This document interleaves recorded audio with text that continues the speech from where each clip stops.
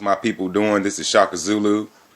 I haven't set up any videos yet, but I thought it was very important this morning to just put a quick video up. And this video is about the police brutality that's going on, but the bigger picture that's beyond that. That got us distracted with these police shootings. And it's very important that black people organize and come together. But what's bigger than that is that while they're keeping us distracted with this race war. Now, mind you, I be talking to coworkers on my job, white coworkers on my job, about how they're distracting us with this race war, and how the bigger picture is how they want to really implement martial law on this country as a whole. Now, for the people that don't know, this video is for my people that don't know. For the people that do know, you could just listen or just go to something else. But this is for my people that's not informed. This is some serious stuff. And I know a lot of information, so I try to absorb a lot of information and bring this message back to my people. A lot of information back to my people, but a lot of countries don't like this fucking country. South American countries, Russia, Cuba, China, all these countries can't stand this damn country. Now, I was just reading something about how they have United Nations trucks on Highway 81 in Virginia, by Lexington, Virginia, right up under our noses. And they keep having these police shootings. But then they keep bringing, and then they have Russian military soldiers that's in Alaska. They have Russia giving Venezuela, El Salvador, Nicaragua, other countries like Brazil and South America and Cuba. They're giving them military weapons, which I can understand that they're doing it because this country ain't shit. The United Snakes of America. We have 900 military bases in 150 countries, but we have reserved soldiers over here. But the greater majority of our soldiers, or the soldiers, is abroad. These things is strategically thought out. While they are away from home, and you got them distracted with other places, taking over other places, Iraq, Afghanistan, dealing with Iran, having Navy ships on the borders of China, all these things, but you don't have really that many troops in comparison to the ones that's abroad, that's home. So, and then you have China buying the port in California, Long Beach port in California, which resulted in 18,000 jobs that was lost from these American citizens. Now, China bought a port and set up a military port in California. And they set this military port up. Now you got them buying up land in Milan, Michigan, right along with the tap water that's been contaminated since 2014 in Flint, Michigan. Then you have them contaminating water in Washington, D.C. Then you have the police brutality. And now, mind you, it's always been police shootings. Always. Hundreds of police shootings every year. But all of a sudden, they started strategically putting the media, giving media coverage to these certain areas and these certain African brothers and sisters that was victims. And the ones that we know of that's been shot, it pales in comparison to the overall massive amount of other brothers and sisters that's being shot. Then you have the Blue Lives Matter. Then you have the White Lives Matter and All Lives Matter. When black folks are only talking about, we're only talking about Black Lives Matter because we're the only people that's targeted. We didn't say only Black Lives Matter. We're saying Black Lives Matter. You see what I'm saying? But even within that Black Lives Matter, you have crackers that created these organizations. I don't just say stuff and regurgitate stuff. I give you names. George Soros, S-O-R-O-S. He's a billionaire. Tell me why this man funded the Ferguson protesters. $33 million this man funded the Ferguson protesters. To the untrained mind, it's like, who the hell? What's the point? What are they going to get out of paying protesters? What the hell is the point of that? This is the point.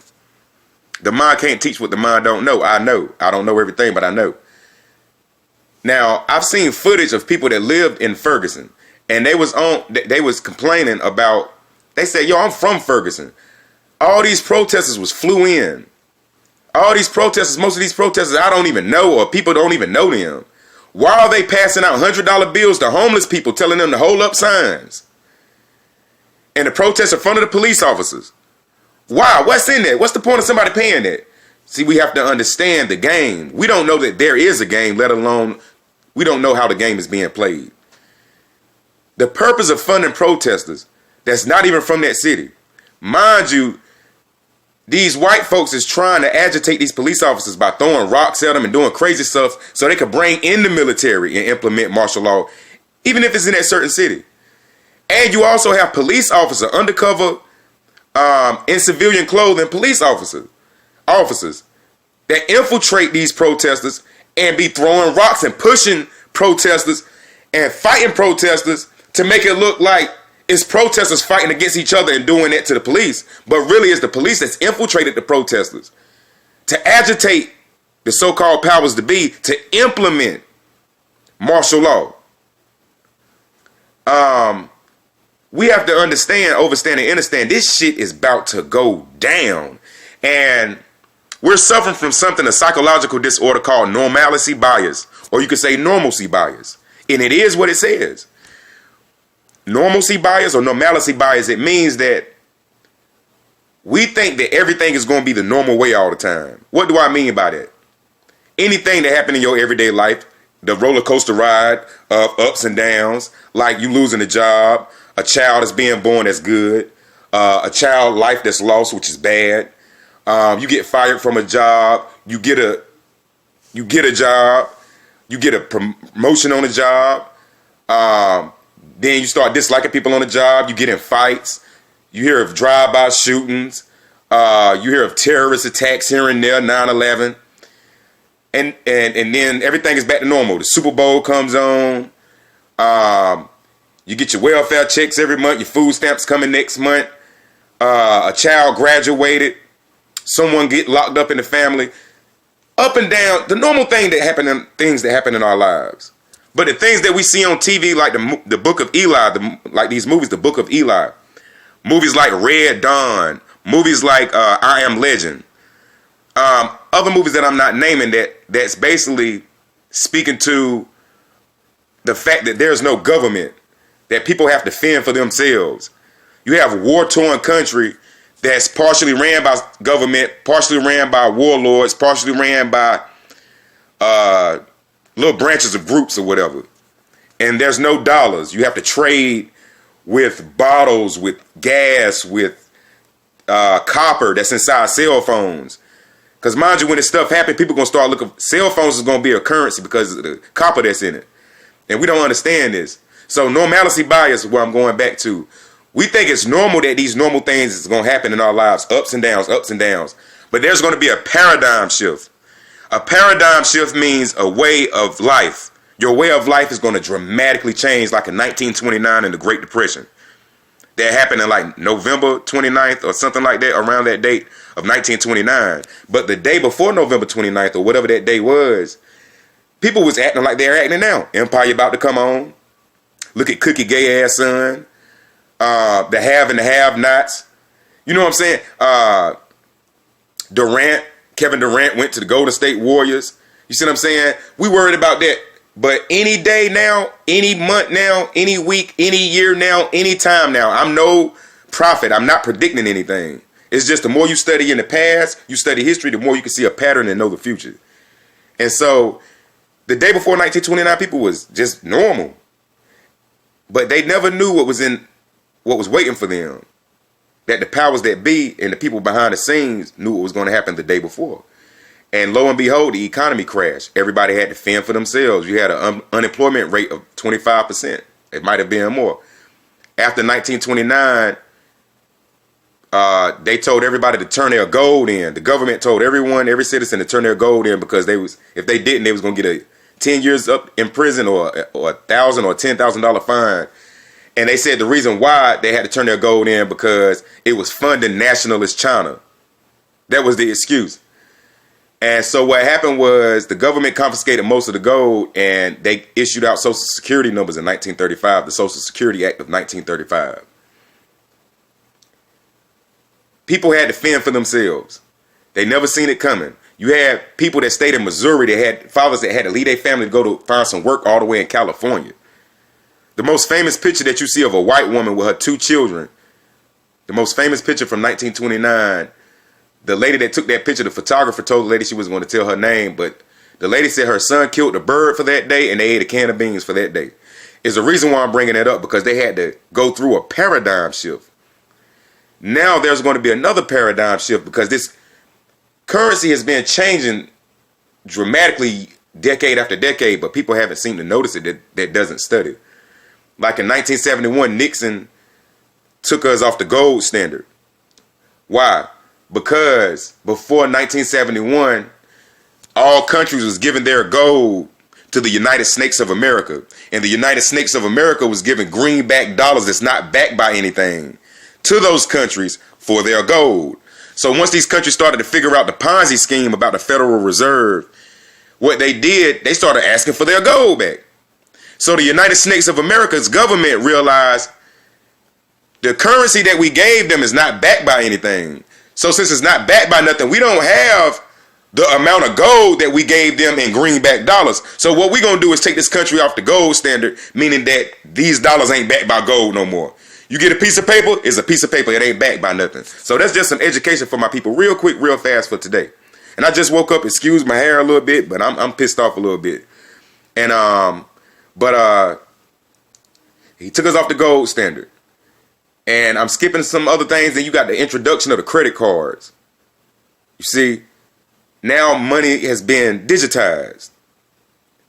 And money, this dollar has been devalued. Devalued means if your currency is devalued, that means you're buying less for more. Example, back in the day, my parents, I remember my rent was $7 a month. I remember my rent was $50 a month, $25 a month. Some people tell me they remember packs of Newports was 25 cents. Some say $1. When I first started smoking cigarettes in '96, when I was 15, going on 16, it was $2.25.